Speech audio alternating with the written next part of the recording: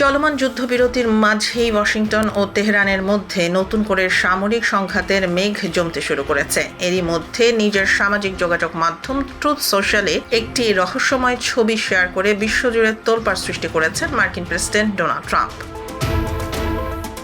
কৃত্রিম বুদ্ধিমত্তা বা এআই এর সাহায্যে তৈরি এই ছবিতে দেখা যায় ট্রাম্প ক্যামেরার দিকে আঙুল উঁচিয়ে দাঁড়িয়ে আছেন। পাশে রয়েছেন মার্কিন নৌবাহিনীর একজন অ্যাডমিরাল এবং পেছনে উত্তাল সমুদ্রে ভাসছে একাধিক যুদ্ধজাহাজ। ছবিতে কিছু জাহাজে স্পষ্টাক্ষরে ইরানের পতাকাও দেখা গেছে।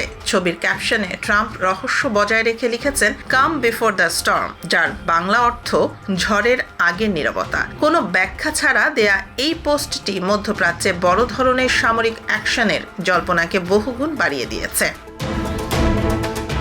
ইসরায়েলি গণমাধ্যমের দাবি, ইরান ইস্যুতে সম্ভাব্য মার্কিন সামরিক পদক্ষেপ নিয়ে আগামী 24 ঘন্টার মধ্যেই চূড়ান্ত সিদ্ধান্ত আসতে পারে। আন্তর্জাতিক বিশ্লেষকদের মতে চুক্তি না হলে ইরানের জন্য খুব খারাপ সময় অপেক্ষা করছে বলে ট্রাম্প যে হুঁশিয়ারি দিয়েছিলেন, এই পোস্ট তারই প্রতীকী রূপ। যদি নতুন করে সংঘাত শুরু হয় তবে তা কয়েক সপ্তাহ পর্যন্ত দীর্ঘ হতে পারে বলে আশঙ্কা করছেন সামরিক বিশেষজ্ঞরা।